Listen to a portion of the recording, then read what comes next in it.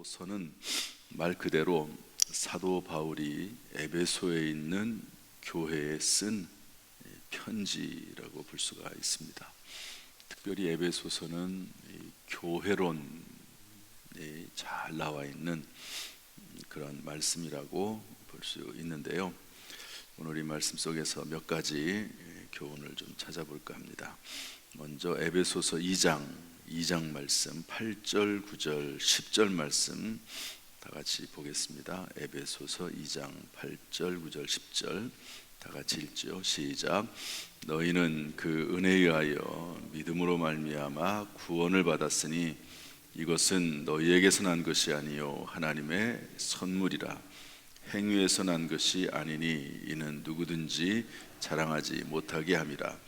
우리는 그가 만드신 바라 그리스도 예수 안에서 선한 일을 위하여 지으심을 받은 자니 이 일은 하나님이 전에 예비하사 우리로 그 가운데서 행하게 하려 하심이니라.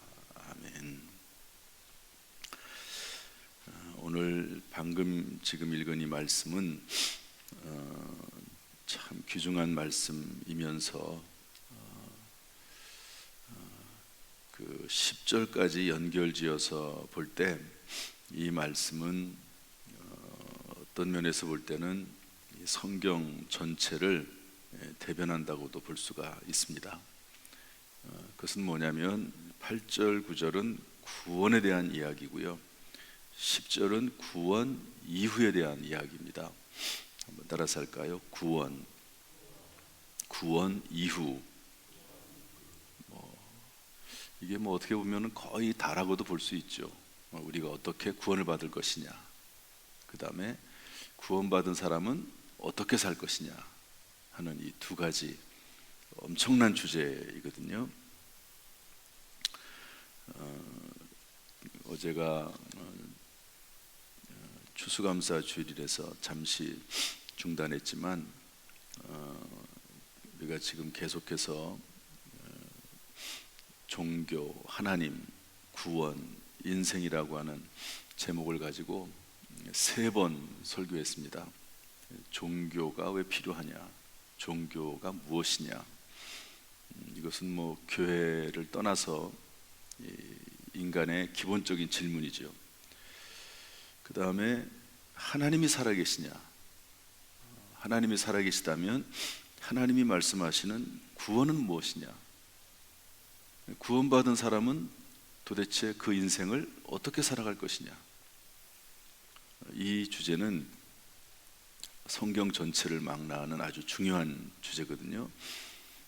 이 종교에 대해서, 하나님에 대해서, 구원에 대해서는 이미 다뤘고 이제 인생에 대해서 다루게 한 번 남아 있거든요. 그런데 이 인생이라고 하는 주제를 한 번에 다루기에는 사실은 너무 방대한 주제죠. 인생, 지금까지 인류 역사가 시작이 되면서 또 그리 발달이 되고 그러면서 끊임없이 수많은 사람들이 질문했던 내용, 수많은 철학자들이 연구하고 의문을 가지고 또 가르치기도 하고 했던 내용, 인생이라고 하는 이 주제. 이 주제를 한 번의 설교로 어떻게 다룰 수가 있겠습니까? 어쨌든 그렇지만 이 구원은 그 특징이 뭐냐면 우리 그리스도인들에게 있어서 구원 이후에 어떤 삶을 살 것이냐, 인생이란 무엇이냐, 이것을 다룰 수도 있고 결국 그것은 구원받은 이후에 우리가 어떤 삶을 살 거냐, 이런 주제거든요. 엄청난 주제입니다. 정말 이 주제를 여러분들은 어떻게 생각하십니까? 저나 여러분이나 다 예수 믿고 구원을 받았죠. 그럼 구원받은 이후에 우리가 인생을 살아가게 되는데 어떻게 살 거냐, 어떻게 도대체 인생이란 뭐냐, 어떻게 살 거냐, 이런 주제가 있거든요. 그런데 거기에 대한 힌트가 나와 있는 성경 구절이 이 말씀입니다. 먼저는 구원인데요, 구원에 대해서 이렇게 되어 있습니다. 너희는 그 은혜에 의하여, 답시다. 그 은혜에 의하여, 그러니까 하나님의 은혜로 구원이 시작이 된다는 겁니다.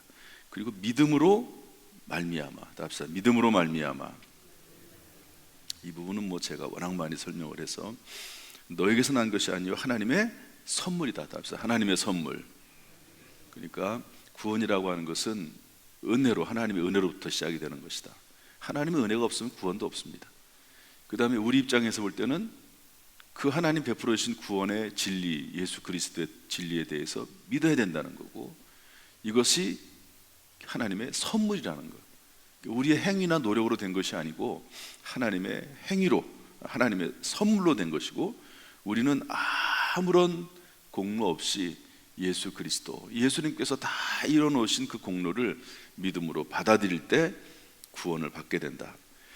하나님이 이렇게 하신 이유는 우리의 노력이 아니라 누구든지 자랑하지 못하도록 오직 하나님께 영광을 돌리고 하나님의 은혜에 의해서 된 것이라는 것을 하나님께서는 나타내시기 위해서 이런 방식으로 하나님께서 구원의 법을 정하셨다. 이게 구원의 법입니다.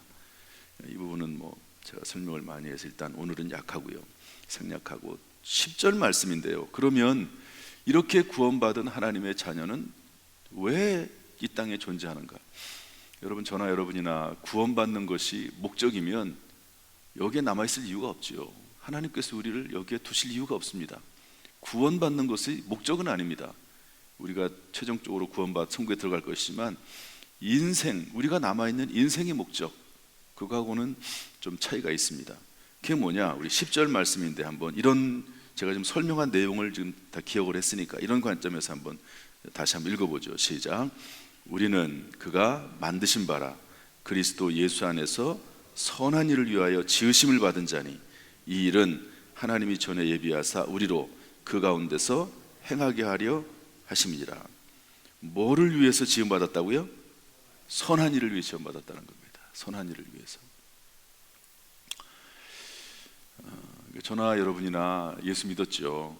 8절 9절 이 말씀에 근거해서 예수를 믿고 구원을 받았습니다. 그럼 구원받은 사람들이 도대체 뭐 할 거냐?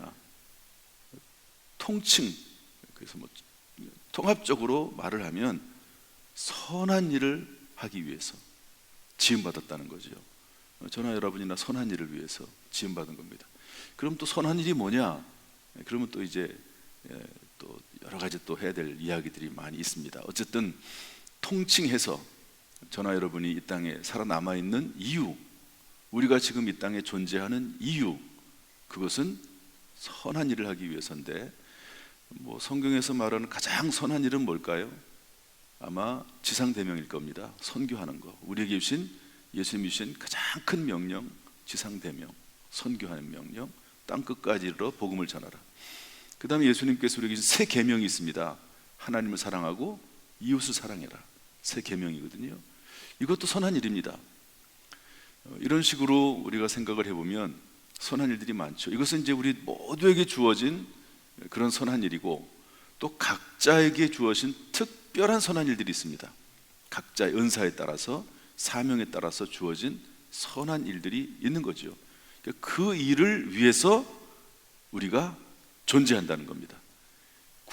다 구원받았습니다. 저나 여러분이나 예수를 믿음으로 구원을 받았어요. 하나님의 선물로 값없이 예수님의 십자가 사건으로 말미암아 단번에 구원을 받았습니다. 그 다음에 도대체 왜 하나님이 나를 데려가지 않으시나? 어떤 권사님이, 나이가 많은 권사님이 왜 도대체 하나님이 나를 빨리 데려가지 아니하시나? 힘든데, 피곤한데. 그런 분들이 가끔 있어요. 그런데 왜 그럴까요? 하나님께서 해야 될 일이, 맡겨주신 일이 아직 안 끝났기 때문에 그렇습니다. 선한 일이, 그분이 해야 될 선한 일이 남아있어요. 각자에게 주신 사명이기도 합니다. 그 선한 일을 하기 위해서 우리가 지음받았고 이 땅에 남아있는데요, 그 선한 일을 어떻게 행하느냐? 밑에 보니까 이 일은 하나님이 전에 예비하사 우리로 그 가운데서 행하게 하심이니라. 그러니까 선한 일을 위하여 지음을 받았고 그 가운데서 예수 그리스도 안에서 행하게 하렵니다. 그리스도 예수 안에서 행하는 일이 선한 일이라는 거죠. 결국 저나 여러분은 선한 일을 위해서 지금 이 땅에 존재합니다. 그것은 그리스도 예수 안에서 우리에게 주어진 이런 일들, 또 각자에게 주어진 일들, 또 공통적으로 주어진 일들, 이런 일들을 행하기 위해서 존재한다 하는 것으로 성경 말씀을 이해해 볼 수가 있습니다. 제가 이제 이번 주일날 이 인생이라고 하는 주제를 가지고 설교를 하게 될 텐데, 참 엄청난 큰 주제를, 그러면서도 아주 중요한 주제를 한 번에 다룰 수 없는 그런 주제지만 그 내용을 다루게 될 텐데, 이런 구조로 되어 있다. 이 구원 그리고 구원 그 이후라고 하는 큰 그림이 있는 거죠. 우리의 인생도 마찬가지입니다. 내가 구원받기 이전의 삶이 있고 구원받은 이후의 삶이 있잖아요. 이 구원이라고 하는 이 하나의 터닝 포인트, 중요한 전환점이 있는데, 그 전환점, 구원받기 이전의 삶, 구원받기 이후의 삶, 이런 삶으로 두 개로 나눠진다고 볼 수가 있습니다. 한번 여러분도 이번 주일까지 생각을 한번 해보시죠. 여기의 말씀에 근거해서 나에게 주어진 구원받은 이후의 삶은 무엇인가? 내가 지금 이 땅에 존재하는 이유는 무엇인가? 하는 것들을 생각을 해보면 내가 지금 살아가는 이 인생의 걸음걸이, 이 발걸음이 어떤 의미가 있는지, 하나님 안에서 어떤 의미가 있는지 좀 더 새롭게 다가올 수 있을 것입니다. 하나님께서 저나 여러분이나 구원받게 하셨는데, 구원 이후의 삶도 하나님께서 인도해 나가시고 풍성하게 하시고 열매 있고 가치 있는 인생이 되게 하시기를 주님의 이름으로 축복합니다. 그 다음에 11절 13절 말씀 읽어볼까요? 11절부터 13절 말씀, 13절부터 읽어보겠습니다. 13절부터 쭉 그냥 한번 읽어보도록 하죠. 18절까지 쭉 읽어보겠습니다. 다 같이 시작. 이제는 전에 멀리 있던 너희가 그리스도 예수 안에서 그리스도의 피로 가까워졌느니라. 그는 우리의 화평이신지라. 둘로 하나를 만드사 원수된 것 곧 중간에 막힌 담을 자기 육체로 하시고 법조무로 된 계명의 율법을 폐하셨으니, 이는 이 둘로 자기 안에서 한 세 사람을 지어 화평하게 하시고 또 십자가로 이 둘을 한 몸으로 하나님과 화목하게 하려 하심이라. 원수된 것을 십자가로 소멸하시고 또 오셔서 먼 데 있는 너희에게 평안을 전하시고 가까운 데 있는 자들에게 평안을 정하셨으니, 이는 그로 말미암아 우리 둘이 한 성령 안에서 아버지께 나아감을 얻게 하려 하심이라. 이 짧게 읽은 말씀 중에 화평이란 말이 나옵니다. 두 번 나오고요, 화목이라고 하는 말이 한 번 나오고 평안이라고 하는 말이 또 두 번 나옵니다. 그러니까 예수님께서 우리에게 하신 일이 뭐냐? 하나님과 사람 사이를 화목하게 하셨다, 화평하게 하셨다 하는 건데, 거기에 대해서 13절에 보니까 그리스도의 피로 이렇게 되어 있습니다. 따라서 그리스도의 피로. 그 다음에 14절을 보면 자기 육체로 이렇게 되어 있거든요. 따라합시다. 자기 육체로. 그 다음에 16절에 보면 십자가로 이렇게 되어 있습니다. 따라서 할까요? 십자가로. 그러니까 하나님과 우리 사이를 누군가가 중재를 해줬다는 거죠. 여러분, 사람과 사람 사이에 서로 싸워가지고요, 막혀 있어요. 서로 말도 안 합니다. 그리고 어떻게 할 수 있는 방법이 없어요. 서로 원수가 돼가지고, 원수, 여기 원수란 말이 나오거든요. 14절에 보면 원수된 것 이렇게 돼 있고, 또 그 말이 또 나옵니다. 원수됐다는 말이 나오거든요. 원수가 돼가지고 서로 얘기를 안 하네요. 그런데 그 중간에 누가 끼어서 그 두 사이를 화목하게 하는데, 그런데 자기가 희생하면서 했다는 거죠. 예수님께서 하나님과 인간이 서로 원수되었는데 죄로 말미암아 그 중간에 예수님께서 끼어들으셔서 중보자가 되셔가지고 본인이 스스로 십자가를 지고 육체를 허무시고 그리고 피를 흘리셔서 하나님과 사람 사이에 중보자가 되셨다. 이것이 복음의 핵심이고, 그렇게 사도 바울이 우리에게 얘기하고 싶었던 그런 내용이라고 볼 수가 있습니다. 그래서 하나님과 사람 사이를 화목하게 하는 거죠. 사람과 사람 사이를 화목하게 할 때도 사실은 누군가가 중간에 희생하고 헌신하고 이럴 때 가능하다 하는 것을 알 수가 있습니다. 저나 여러분이나 예수 그리스도의 피로, 예수님의 육체로, 십자가로 구원받게 된 줄로 믿습니다. 그 은혜를 늘 감사하며 살 수 있기를 주님의 이름으로 축복합니다. 그래서 하나님과 사람 사이는 화목하게 되고, 그리고 하나님과 사람이 회목하게 된 사람들이 있습니다. 자, 저를 보세요. 하나님과 사람 사이에 예수님께서 화목하게 하셨고, 그렇게 화목하게 된 사람들이 있는데 그 사람들은 어떻게 살아가느냐? 여기 성경 말씀 보니까요, 이렇게 되어 있습니다. 21절 말씀, 2장 21절, 22절 말씀 다 같이 읽어보겠습니다. 시작. 그의 안에서 건물마다 서로 연결하여 주 안에서 성전이 되어가고, 너희도 성령 안에서 하나님이 거하실 처소가 되기 위하여 그리스도 예수 안에서 함께 지어져 가느니라. 어떻게 된다고요? 서로 연결하고 함께 지어져 가고. 우리 마치 건물로 비유를 했습니다. 그리스도인들은, 성도들이 서로 함께 지어져 가고 서로 연결해 가면서 함께 지어져 가는 존재다, 이렇게 이해하고 있죠. 교회가 바로 그런 곳입니다. 교회는 서로 이어져 가고 서로 함께 지어져 가는 곳이 교회입니다. 교회는 완전한 곳이 아니죠. 그래서 어떤 사람들은 자기가 마치 완전하다고 생각을 해가지고 자기의 말이 100% 다 옳다고 얘기하고 그러는 사람들이 있어요. 교회에서는 있을 수 없는 말입니다. 존재할 수 없는 말입니다.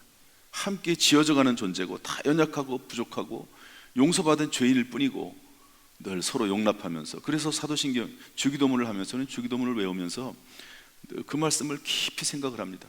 우리가 우리에게 죄 지은 자를 사하여 준 것 같이 우리의 죄를 사하여 주시옵고 하나님 용서해 주옵소서.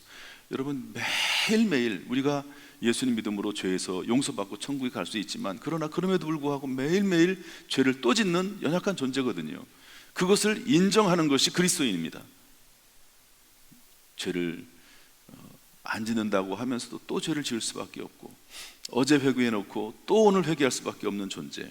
그러면서 서로 그런 존재임을 인정하고 서로 도와가고 서로 섬기고 서로 불쌍히 여기고 또 서로 실수를 인정해 가면서 함께 지어져가는 존재가 교회다. 그래서 이 에베소서는 이 교회론이 너무너무 잘 나와 있는 아주 정말 귀중한 말씀입니다. 교회가 뭐냐, 성도들이 뭐냐, 이런 내용들이 나와 있습니다. 여러분, 우리가 성도들끼리 서로 섬기면서 교만하지 말고 서로 섬기면서 서로 죄성을 인정하면서 함께 지어져가는 복된 공동체, 우리 교회가 될 수 있기를 주님의 이름으로 축복합니다. 여기 이 말씀만 보고 마치겠습니다. 우리 13절 말씀 다 같이 읽어보죠. 3장 13절 말씀입니다. 다 같이 읽어보죠. 시작.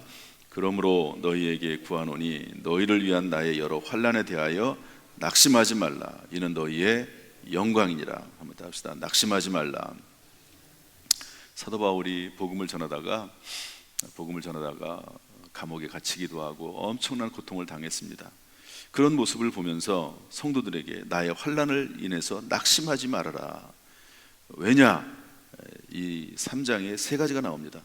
짧게 말씀. 6절입니다. 이는 이방인들이 복음으로 말미암아 그리스도 예수 안에서 함께 상속자가 되고 함께 지체가 되고 함께 약속에 참여한 자가 됩니다. 따라서 합시다. 복음으로 말미암아. 10절에 따라합시다. 교회로 말미암아. 12절에 믿음으로 말미암아. 다 설명할 수 없습니다. 이게 중요한 내용입니다. 내가 지금 어려움을 당하고 있는데 너희들 낙심하지 마라. 내가 환난 당한다고, 내가 감옥에 갇혀 있다고 너희들 낙심하지 마라. 우리는 복음을 소유했어. 우리는 믿음을 가지고 있어. 우리는 교회가 있어. 여러분, 이 에베소서에만 나온 아주 독특한 표현입니다. 교회로 말미암아. 그리고 이것이 21절로 넘어가면 이렇게 되어 있습니다. 교회 안에서와 그리스도 예수 안에서 영광이 대대로 영원 무궁하기를 원하노라. 여러분, 교회 안에서와라고 하는 말을 그리스도 안에서라고 하는 말보다 먼저 세운 이런 성경 말씀이 없습니다. 그런데 놀랍게도 에베소서에서는 교회 안에서와 그리스도 예수 안에서 영광이 대대로 영원 무궁하기를 원하노라. 교회가 얼마나 중요한지 이 교회를 이렇게 중요하게 생각을 하면서 교회로 말미암아 우리가 존재하고 교회로 말미암아 우리가 지금 서로 지어져 가고 있다. 교회 안에서 영광이 대대로 영원 무궁하기를 원한다. 그러면서 교회론을 교회 관련해서 엄청나게 많이 강조해 놨습니다. 우리 당진 성결교회가 하나님이 세우신 교회죠. 할렐루야.